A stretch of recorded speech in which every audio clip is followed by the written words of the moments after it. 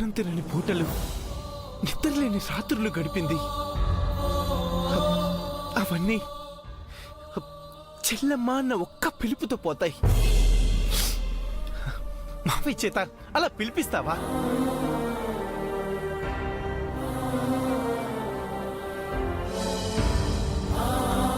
నువ్వు ఇవన్నీ చేస్తానంటే చెప్పు, నువ్వు చెప్పినట్టుగానే అన్నీ వదిలేస్తాను.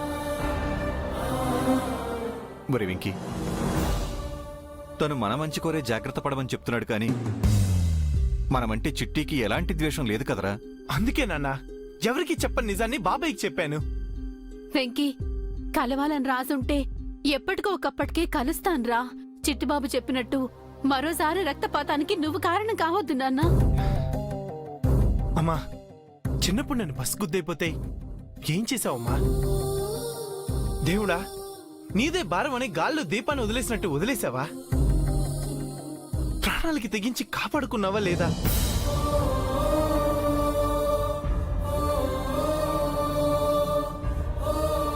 నువ్వు జన్మనిచ్చిన ప్రాణం అమ్మా ఇది. నువ్వు పునర్జన్మనిచ్చిన ప్రాణం అమ్మా. నీ ప్రాణానికి ప్రాణమైన అన్నయ్యని తీసుకొచ్చి ఇవ్వకుండా ఎప్పుడో జరిగినప్పుడు జరుగుతాయిలే, కలిసినప్పుడు కలుస్తారులే అని వదిలేస్తే నువ్వు కాపాడిన ఈ ప్రాణానికి అర్థమే ఉంటుందమ్మా.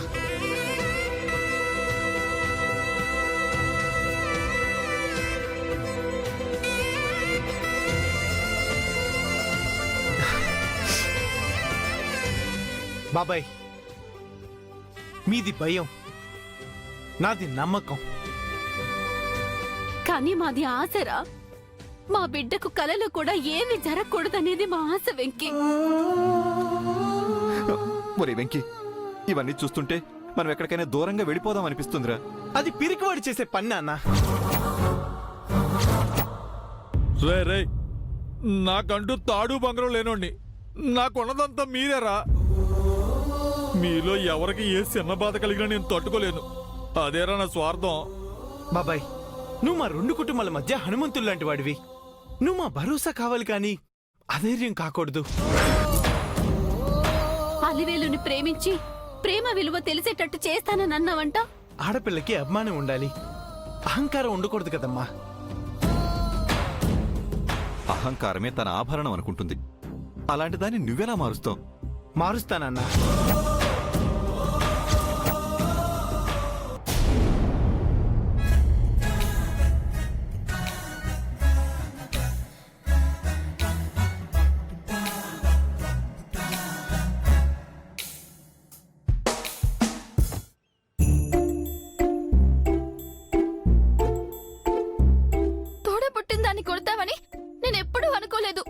నాకిష్టమైన దాన్ని నాశనం చేయాలని చూస్తావని నేను అనుకోలేదు.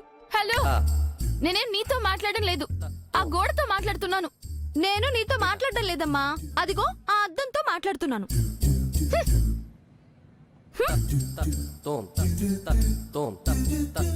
నువ్వంటే నా ప్రాణం అనుకున్నాను. నువ్వు కూడా నా ఊపిరి అని అనుకున్నాను. హలో, నేను కిటికీతో మాట్లాడుతున్నాను. నేను ఫ్యాన్ తో మాట్లాడుతున్నానమ్మా.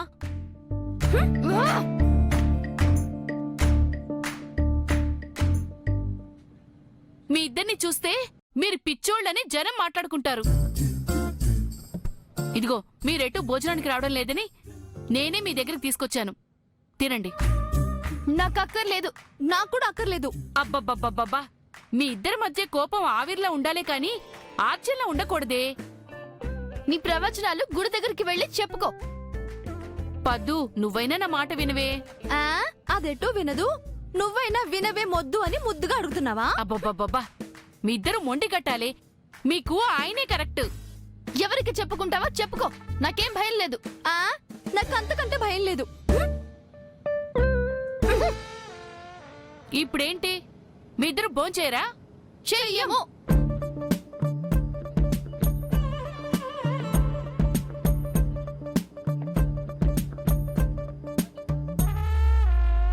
ఏమంటున్నారే? బామ్మ బకెట్ తిన్నాక తింటామంటున్నారు. మీ అమ్మ కడుపులు మాడా, అందరూ నా మీద పడి ఏడుస్తున్నారేంటి? వాళ్ళలా ఏడిపిస్తున్నారు మరి. అందుకే అంటున్నా, మన బిడ్డ ముద్దు, పరాయి బిడ్డ వద్దు అని. నువ్వొక్కదానివి తిప్పి తిప్పి అక్కడికే తీసుకొస్తావు. ఏంటండి ఇద్దరు గొడవ పడుతున్నారు? కూతుర్లు అలిగి అన్నం తినలేదని బామ్మ మీద చిరాకు పడుతుంది. అన్నం తినడం లేదా? అవును బాబు, ఇద్దరు అలకపాలు పెక్కారు. నన్ను ఏమైనా ట్రై చేయమంటారా? అక్క బతిమాలితేనే తిన్నోళ్ళు నువ్వు చెప్తే తింటారా? కోర్టులో సొంత వాళ్ళ సాక్ష్యం కంటే పరాయి వాళ్ళ సాక్ష్యానికి విలువెక్కువ ఉంటుంది బాబాయ్. నువ్వు సొంతోడివే కదా. నీ మైండ్ వైజ్ నాకు అర్థమైంది. ఎందుకు అర్థం అవ్వవు? నీకు అన్ని అర్థం అవుతాయి. అంటే మీ అమ్మాయిల చేత అన్నం తినిపించే బాధ్యత నాది. ఇటువంటి ఇవ్వండి. ఇదిగో వాళ్ళతో నువ్వు తిట్లు తినకో. అబ్బా నీ వల్ల కాదు. హ, సంకల్ప బలం బాబాయ్. దీనికి కూడా సంకల్ప బలమేనా?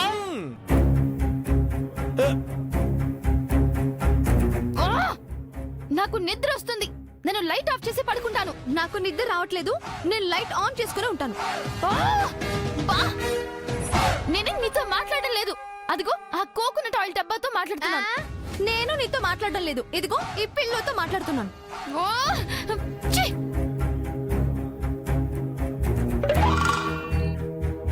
ఏమండి ఏంటండి మీ ఇద్దరు సిస్టర్స్ చాలా చిరాగ్గా కనబడుతున్నారు. చూడటానికి అస్సలు బాగాలేదండి. మేమేమైనా షూటింగ్ కి వెళ్ళాలా, రికార్డింగ్ డాన్స్ కి వెళ్ళాలా? ఎలా ఉంటే నీకెందుకు? ఇదిగో అబ్బాయి సంకల్ప బలం లేదు, సాంబ్రానికి గడ్డి లేదు. చూసేవి ఎలా ఉన్నారా? వెయిట్ అండ్ సీ బాబాయ్. అలాగే ముందు మీ ఇద్దరు బయటకు వెళ్ళండి. ఏమండి ముందు మీరు భోంచేయండి. మా అమ్మ చెప్తేనే తినలేదు. ఎవడ గొట్టంగాడు చెప్తే తింటావా? బాబాయ్ ఇంకా చెప్పి ఇక్కడే ఉంటే బూతులు తిడతాయి. పద వెళ్ళిపోదాం. ఎహె, అలా ఉండు బాబాయ్. ఏమండి ఇప్పుడు మీ ఇద్దరు భోంచేయనంటున్నారు, ఓకే. కానీ కారణం ఏంటో చెప్పండి. దానికి సొల్యూషన్ అంటే నేను చెప్తాను. అది నన్ను కొట్టింది. ఓకే, అది నేను లైవ్ లో చూశాను కదా. అది నా బొమ్మను కాల్చాలనుకుంది. ఓకే, అది నేను లైవ్ లో విన్నాను కదా. నాకు కావాల్సింది జరిగిపోయింది కాదు, ఇప్పుడు జరగాల్సిన దాని గురించి చెప్పండి. ఏం చేస్తే మీ ఇద్దరు భోంచేస్తారో ముందు ఆ విషయం చెప్పండి. అది సారీ చెప్తే నేను తింటాను. సారీయే కదా. పద్దు గారు సారీ అంటే చెప్పేసేయండి. సారీ. నేను సారీ చెప్పను.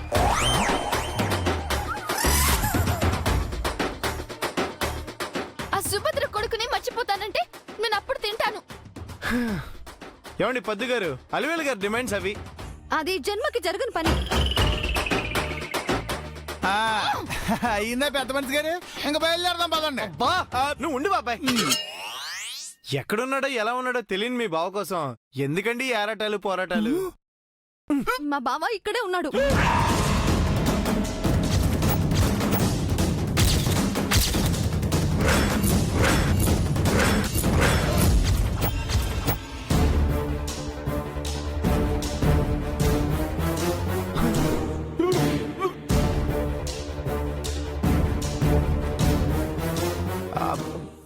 ఇక్కడే ఉన్నాడా?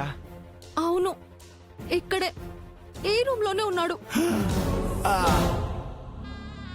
అంటే పొద్దు నీకు ఇసీమంతా బావ నా మనసులోనే ఉన్నాడు.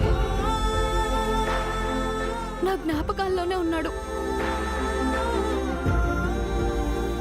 ఆ గోడవతల నుంచి పద్దు అని పిలుస్తున్నట్టే ఉన్నాడు.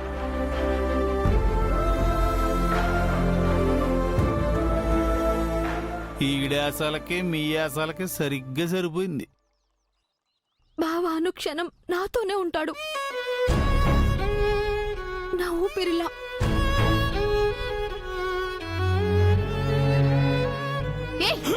ఇంకొకసారి వాడి గురించి మాట్లాడామనుకో మర్యాదగా ఉండదు. ఒక్కసారి కాదు, కోటి సార్లు మాట్లాడతాను.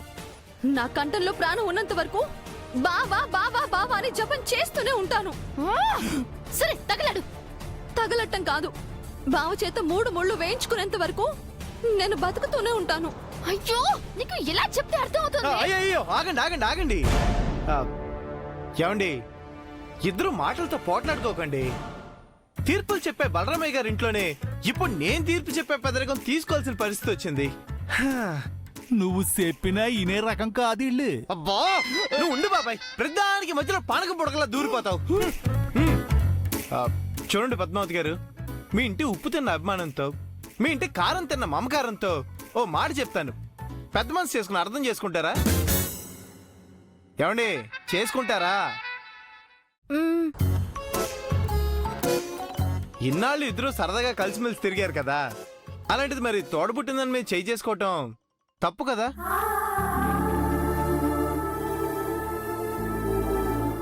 ఒకసారి బాగా ఆలోచించండి, తప్పా కాదా? బాగా ఆలోచించండి.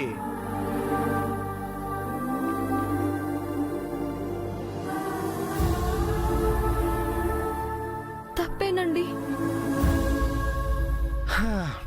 మరైతే సారీ చెప్పండి. సారీ అలవేలు.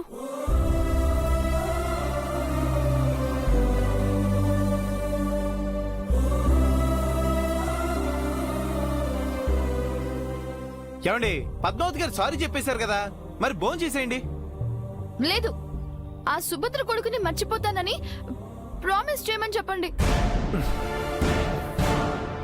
అది మాత్రం జరగదు. అలివేలు గారు, మీరు మళ్ళీ ఒక చిన్న లాజిక్ మిస్ అవుతున్నారు. ఏంటది? ఇప్పుడు సుభద్ర గారి మీద ఉన్న కోపాన్ని బలరామయ్య గారు మర్చిపోయేలా చేసిన మీరు, ఇప్పుడు ఈ సుభద్ర కొడుకు గురించి మీరెందుకు ఇంత ఎమోషన్ అవుతారో నాకైతే అర్థం కావట్లేదు. ఇది లాజిక్కా కాదా? లాజిక్ కాదు, ఇది నీ మ్యాజిక్. లాజిక్కేనండి. మరి అలాంటప్పుడు ఈ అలకలు ఎందుకు, నిరాహార దీక్షలు ఎందుకు చెప్పండి? కడుపు నిండా తిని కంటి నిండా నిద్రపోక. ఇప్పుడు మీరు ఎటు పద్దు వెంకటేశ్వర్ల పెళ్లికి ఒప్పుకోరు కదా? అస్సలు ఒప్పుకోను. మరి మ్యాటర్ సాల్వ్ అయిపోయినట్టే కదా. దీని గురించి ఎందుకండి ఇంత ఆలోచన? హ్యాపీగా భోంచేయండి. అవునవును, నేను కడుపు మార్చుకోవాలి, హ్యాపీగా తింటాను. Good good.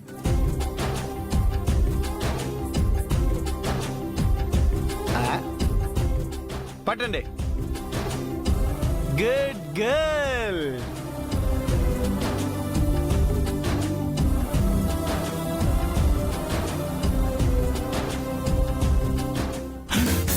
ఓరు బాబు రే, నీ సంకల్ప బలం మామూలుగా లేదురా బాబా. ఏయ్ చూసించాలు గాని వెళ్ళి తమలపాకులు పట్టరా పో. నా పిల్లలు తినలేదని నేను బాధపడుతుంటే తావలపాకులు కావాలా? గన్నే రాకలే వద్దు. జానకి, ఆ? పిల్లలు భోంచేశారా? గంట నుంచి ఆ ప్రయత్నంలోనే ఉన్నానండి. నా వల్ల కావటం లేదు. మీరైనా కాస్త చెప్పండి. పద. ఆ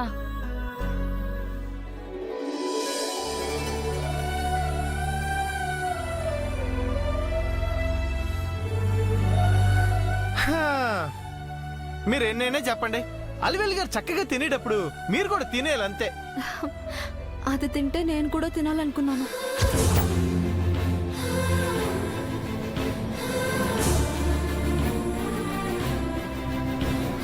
మరి ఇంకేంటండి, మనసులో ఇంత ప్రేమను పెట్టుకుని పైకి ఎందుకు కొట్టేసుకుంటూ ఉంటారు? పట్టండి, తినండి.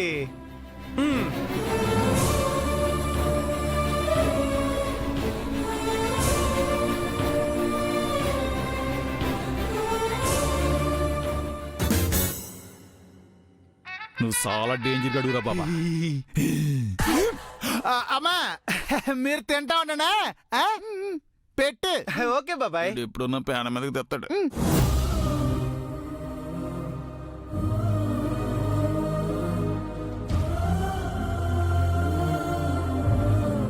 ఇదిగోండి, ఇది మీకు చాలా ఇష్టమైన మీ నాన్నగారి ముద్ద. ఇదిగోండి, ఇది మీకు చాలా ఇష్టమైన మీ అమ్మగారి ముద్ద.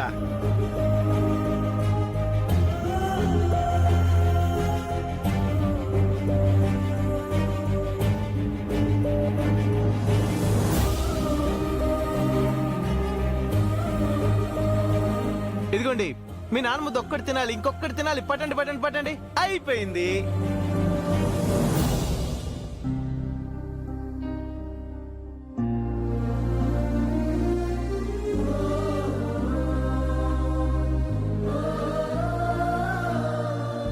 చూసావా జానకి, నీ వల్ల కాని పని ఆ అబ్బాయి వల్ల అయింది.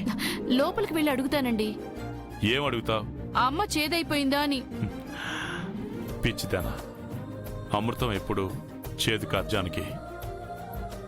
వాళ్ళని డిస్టర్బ్ చేయకు. పద.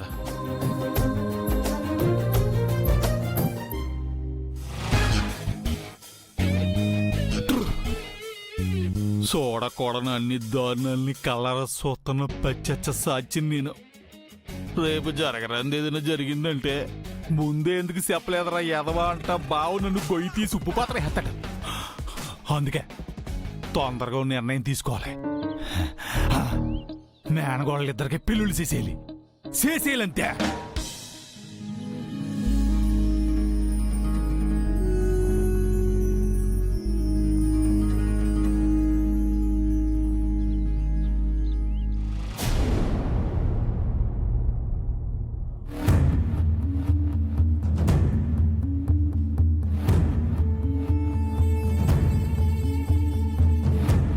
ఏమండి, ఇదిగోండి మంచినీళ్ళు.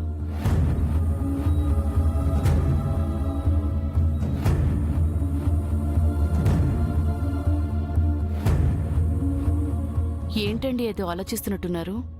అవును జానకి, నువ్వు గ్రహించింది కరెక్టే. ఏంటండి అది?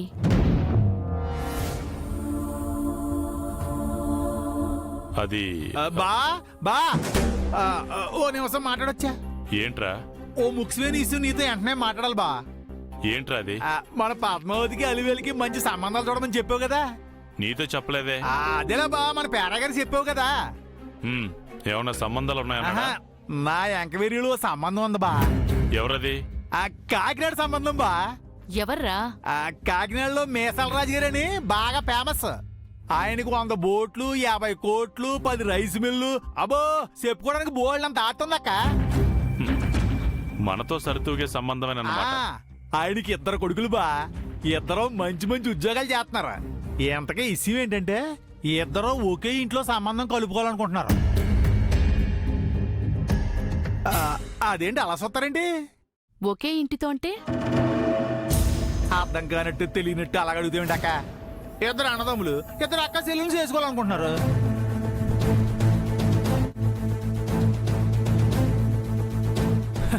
ఇదిగో అక్క, సావర్లకోట నుంచి కవల పిల్లల సంబంధం ఒకటి వచ్చిందంట. కాకపోతే పిల్లలకి అంత కలర్ తక్కువ వద్దనుకున్నారంట. కానీ బా, మన వాళ్ళు అయితే ఈడు చూడు బ్రహ్మాండంగా ఉంటది. రేపు సాయంత్రానికల్లా అబ్బాయిలు ఫోటోలు తెప్పించేస్తాను. చూసి శబాసుల సిట్టు నువ్వే అంటావు. ఏమంటావా? వద్దంటాను. వద్దా? ఎందుకొద్దు బా? పుట్టింట్లో కలిసున్నట్టు మెట్టినింట్లో కూడా కలిసి ఉండాలని కోరుకోవడంలో అర్థం లేదు చిట్టి. అదేంటి అలా అన్నాడు బా? మనస్పర్ధలు వస్తాయి. మన వాళ్ళకి ఒకళ్ళంటే ఒకరికి ఎంత ఇష్టం కదా, మనస్పర్ధ ఎందుకు వస్తాయి? ఒక చిన్న బొమ్మ విషయంలోనే మనస్పర్ధలు వచ్చినప్పుడు రేపు ఇంకో విషయంలో రావని నమ్మకం ఏంట్రా?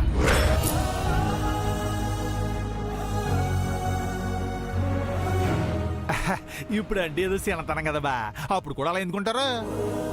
మన పిల్లల మీద మనకి నమ్మకం ఉండడంలో తప్పులేదు. కానీ పరిస్థితుల్ని, కాలాన్ని, రాతల్ని మనం ఊహించలేము. రేపు జరగకూడదు ఏమన్నా జరిగితే అప్పుడు జీవితాంతం బాధపడుతూ ఉండలేంరా. నువ్వు అంత సినిమా చెప్పాక ఎందుకులే బా, విడివిడిగానే చూసేద్దాం. ఇదిగా 2 రోజుల్లో 2 బ్రహ్మాండమైన సంబంధాలు చూసాడుకొచ్చేస్తాను.